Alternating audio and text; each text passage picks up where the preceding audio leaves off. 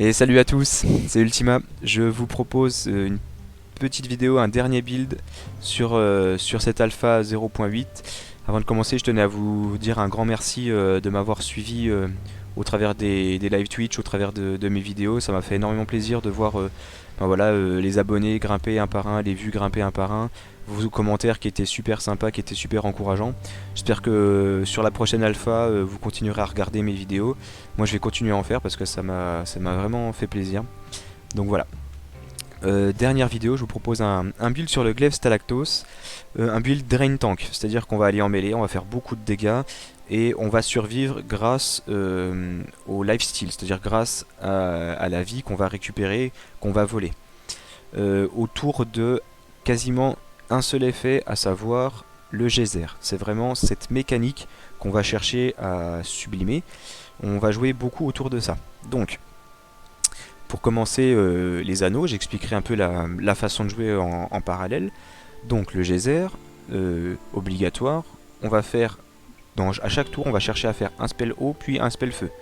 Pourquoi dans cet ordre? Puisque on joue avec l'anneau Stromo. Donc si on joue un spell eau en premier, les spells qu'on fait en deuxième seront plus forts. Et ça compte également pour le proc du geyser. C'est-à-dire si vous faites un spell eau, un spell feu, votre spell feu fait plus mal et votre geyser fait plus mal.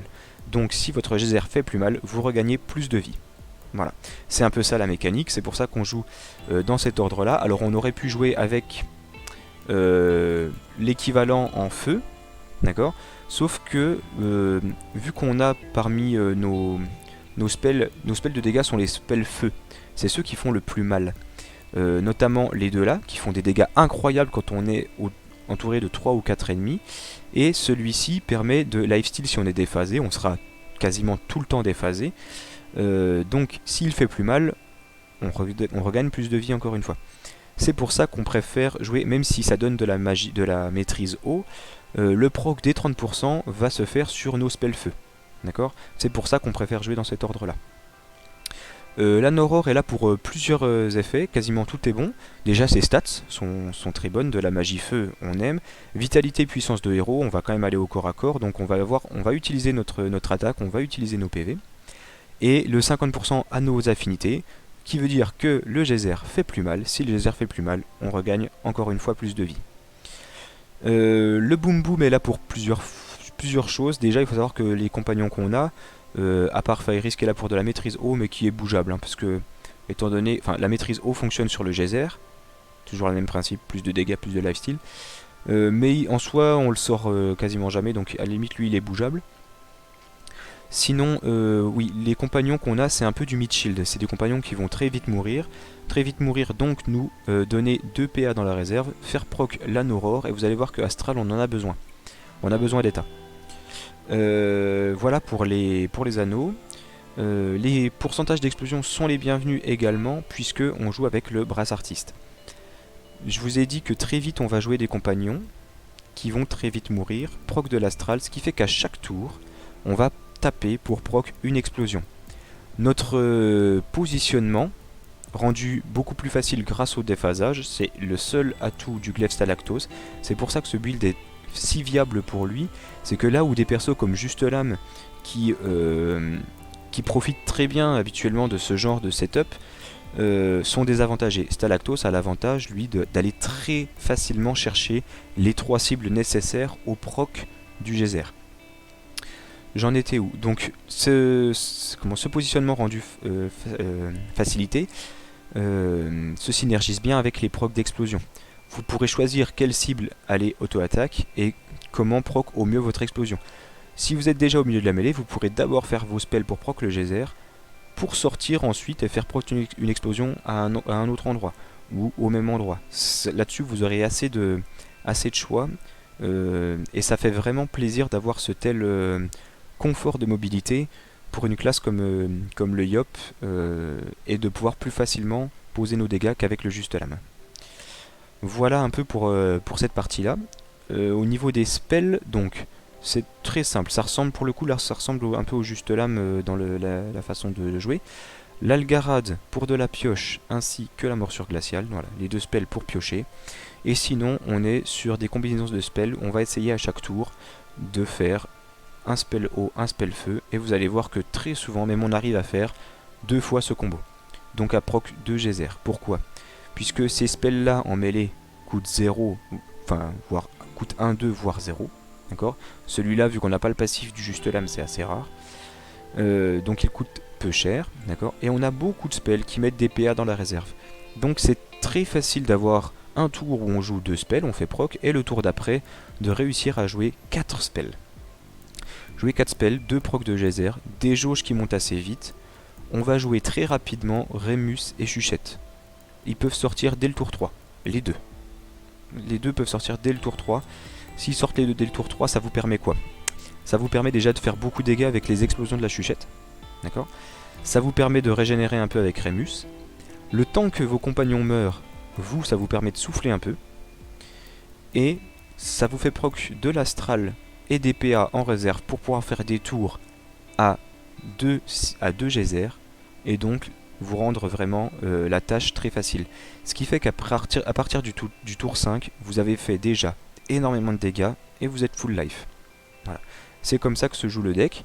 Une fois que vos 3 compagnons en comptant Vlad après sont morts, vous n'avez plus forcément de moyen de reprendre votre souffle.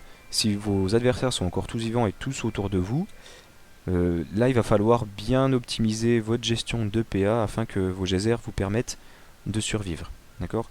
Au bout d'un moment, face à des adversaires qui bougent pas trop, c'est juste des maths. D'accord. Il n'y a plus de question de placement ou quoi, non. C'est juste des maths entre votre régénération, vos dégâts et leurs dégâts. Voilà. C'est un build qui est sympa à jouer parce que ça fait très, entre guillemets, retournement de situation. Vous êtes mid-life, mais vous avez des PA dans la réserve. Vous arrivez à sortir 4 spells, vous êtes full life. C'est d'un réconfort incroyable. Voilà. Pour vous montrer le deck à l'œuvre, j'ai choisi le donjon des cracklers parce que justement, c'est un peu des montagnes de stats, les cracklers. Il n'y a pas forcément de problème de placement ou je ne sais quoi. On fonce dans le tas, on y va avec le front et on voit si ça passe. Donc j'ai choisi le donjon crackler, je suis niveau 42, j'ai choisi le donjon crackler niveau 60 pour mettre un peu de challenge. On va voir ce que ça donne, c'est parti. Allez, donc c'est parti, je suis niveau 42 contre le niveau 60. On va voir, il faudrait que j'ai des bons setups de geyser. Quand je dis bon setup de geyser, vous l'avez compris, hein, c'est vraiment d'avoir les 3 autour de moi pour pouvoir regagner de la vie. Et après, c'est un peu une bataille de stats entre leurs dégâts et ma régénération. Les dégâts de ce deck, ça vient pas vraiment des spells, hein, c'est les geysers et les explosions qu'on va procasser facilement. Il s'est pas avancé tant que ça, papy.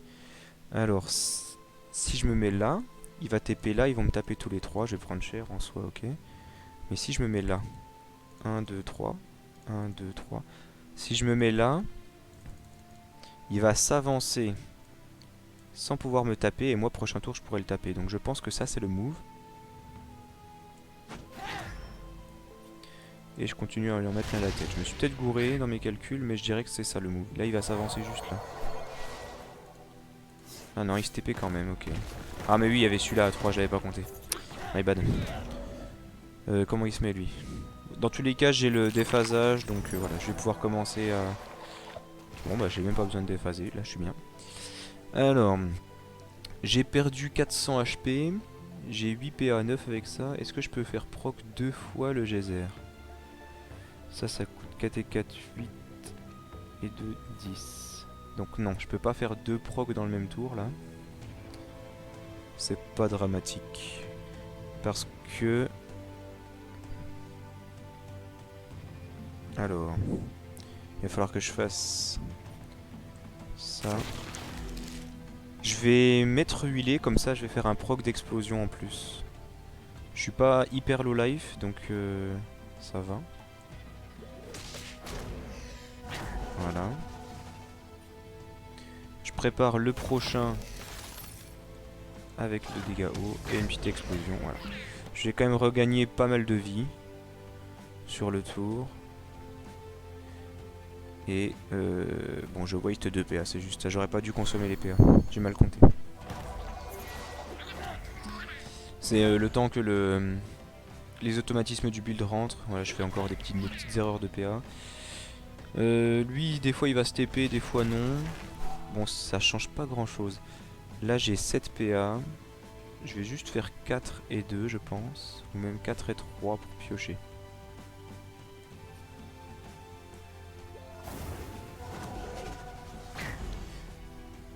Ok, j'ai bien regagné. Je vais piocher, ça va me permettre d'invoquer.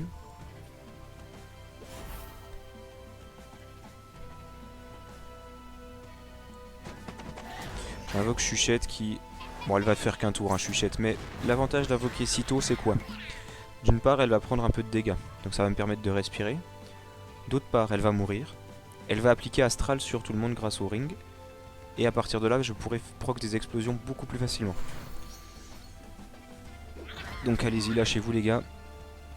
Tout ce que j'espère, c'est que lui, vu que l'île n'a pas bougé, que lui, il se mette pas ici. Pour pouvoir continuer. Et bah voilà, c'est exactement ce que je craignais. Donc là, il va falloir...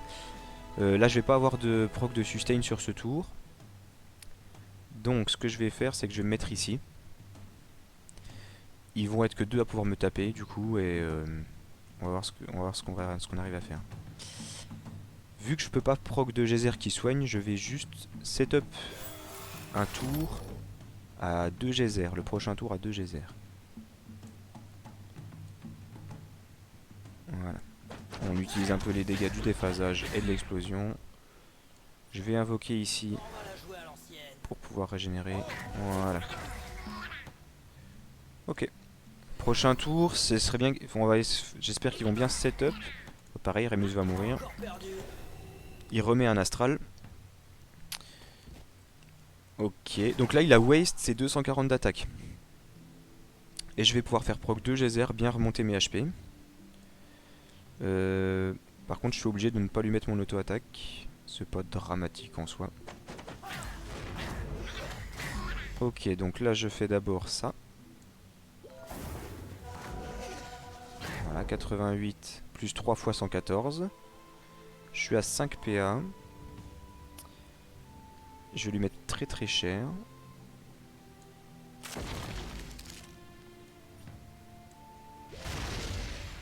Voilà. Je viens de regagner grosso modo 800 points de vie. J'en ai tué un, donc là, le danger c'est que je ne peux plus faire proc de sustain. Mais il est low HP, vous avez vu, je l'ai focus que lui. À part là les quelques fois où j'ai pu taper un peu les. J'ai dû taper un peu les invoques.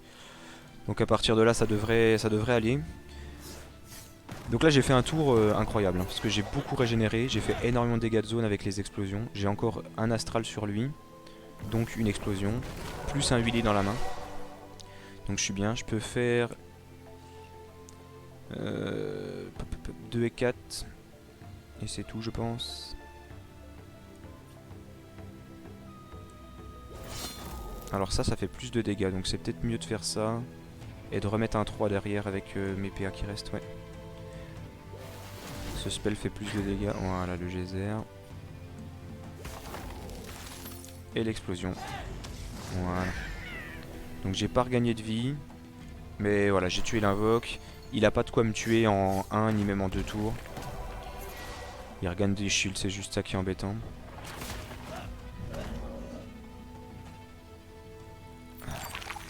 Ah, il se remet beaucoup d'armure. Ça c'est vraiment embêtant pour le coup.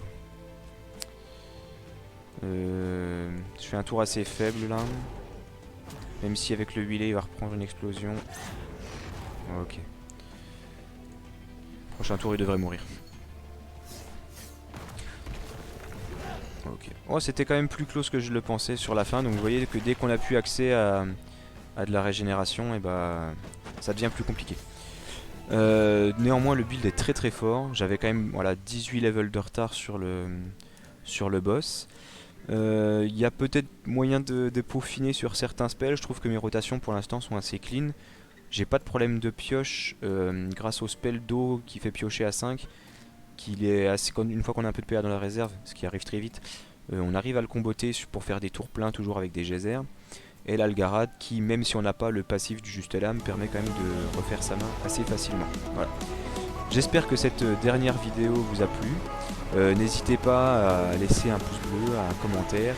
Et moi je vous dis à la prochaine alpha et en attendant portez-vous bien. A plus.